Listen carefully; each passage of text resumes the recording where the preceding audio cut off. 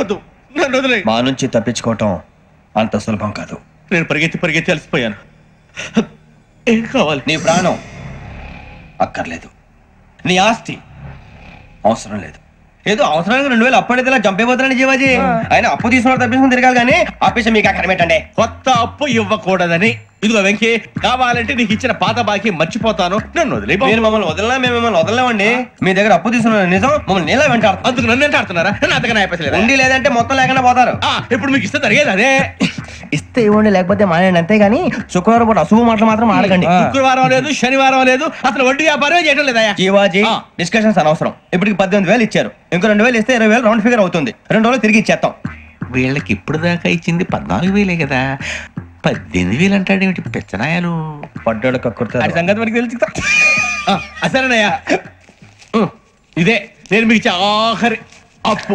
మీరు ఇచ్చిన ప్రతిసారి ఇలాగే అంటారు. ఇతనే వచ్చిందని తగలేయకుండా ఊరికే వచ్చింది ఏంటి? అబ్బాయి ఏం లేదండి, జాగ్రత్తగా ఉపయోగించి పైకి రావాలయ్యా. సరే, ఈ 2,000తో 20,000 సంపాదిస్తారు. అదే కూర్చొని ఆలోచిస్తాం. ఆ జీవగాడు ఎప్పటికైనా జీవితంలో పైకి రావాలంటాడు. రోజు ఇంత పైకి వస్తాం తెల్లడికి. రే, మనం దొరికిన వాళ్ళ దగ్గర అప్పు చేసి తాగెత్తనం. ఇలా ఎన్నాళ్ళు ఇచ్చే వాళ్ళు ఉన్నన్నాళ్ళు తెలిసిన వాళ్ళందరూ అయిపోయారు, ఇంకెవరు మిగిలారా? అందుకే నేను ఎప్పుడు అంటూ ఉంటాను, సర్కిల్ బెంచ్ మని ఒక రెండో పెంచుకుందామన్నా ఎవడు కోఆపరేట్ చేయట్లేదా? మనం చూస్తేనే జంప్ అక్కడ. అరే వడ్డీ ఎంతైనా పర్వాలేదు, అప్పు ఏంట్రా అంటే ఒక ముందు రాడే. ముందుకు వస్తే వాళ్ళు వెనక్కి వెళ్తారని భయం. భయం భయం భయం, ఎక్కడ చూసినా భయం. ఎన్నాళ్ళు భయం? మనల్ని చూస్తే మనకే పరమ అసహాయం చేస్తుంది. మనకే కాదు, ఊళ్ళో వాళ్ళందరూ కూడా అదే ఫీలింగ్. అందరూ డిగ్రీ 3 సంవత్సరాలు చదివి పాస్ అయితే మనం 6 సంవత్సరాలు చదివి పాస్. మరి ఉద్యోగం ఎవడి? ఉద్యోగాలు ఇవ్వక, అప్పులు ఇవ్వక, తాగేది ఎలాగా, బతికేది ఎలాగా? అరే మనం మాత్రం మనుషులం కాదా? మనకి కోరికలు ఉండవా? ఇప్పుడు మనం ఆలోచించాల్సింది అది కాదు, రేపటికి ఎవరిని చంపాలి. కాలనీలో ఎవరు సార్?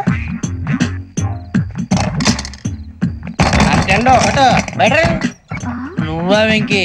ఏంటి వెంకీ ఈ టైంలో వచ్చా? నీతో మాడే పని ఉంది, దా చెప్తా. ఏ బాగా నిద్రొస్తుందా? సరిగానే రే, నువ్వు మమ్మల్ని చూసే తలిపేసావా? మామూలుగా వేసాను. మామూలుగా వేసేవాడివి. మీరు రావడానికి 1 నిమిషం ముందో, మేము వెళ్ళాక 1 నిమిషం తర్వాత వేయాలి కానీ బిలాల్ రాజా, నాకు నిద్ర వచ్చి పడుకుందామని తలుపేసుకున్నాను. అయినా నా ఇంటి తలుపులు నేను అడిగేసుకోవాలంటే తప్పు చేసిన కాక ఇంకా గేర్ సమాధానం చెప్తావా? మీ ఇంట్లో పెళ్లిడికి వచ్చిన ఆడపిల్లలు ఎదురున్నారు. ఇదిగో అమ్మాయిలు, మీతో ఎప్పుడైనా యథాశాలు వేసానా? విన్నారా? తలుపులు వేసావు.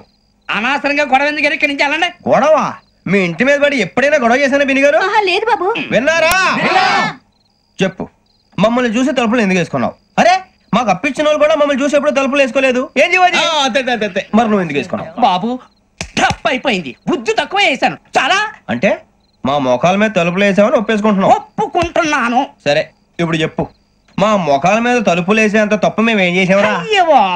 తప్పైపోయిందని అంటున్నారు కదా, వదిలేయండి బాబు. అదే తప్పు మేము చేసి మమ్మల్ని వదిలేయమంటే మీరు వదిలేస్తారా బిని గారు? తప్పని ఒప్పుకుంటున్నాడు కదా అయ్యా. ఇప్పుడు టైం 11 అయింది, వెళ్ళి పడుకోండి. 11 అయిందా? కొమ్ము ఉంచాడు కదా. నాకు సంబంధం ఏంటి? ఉంది, సంబంధం ఉంది. 11 గంటలకి నా క్లోజ్ ఫ్రెండ్ ఢిల్లీ వెళ్తున్నాడు. 5,000 అప్పిస్తానని ఎయిర్పోర్ట్ రమ్మని చెప్పాడు. నీ గొడవలో పడి ఆ సంగతే మర్చిపోయాను. ఇప్పుడు నాకు జరిగిన నష్టానికి భర్తీ ఎవరు చేస్తారు? మీరా మీరా మీరా? ఎవడు పడితే ఎందుకు చేస్తాడా భర్తీ? మళ్ళీ వాడి నువ్వు తప్పు ఎవడు చేసా వాడే చేస్తా. దానికి కారణం ఈ 10 మనిషే కదా.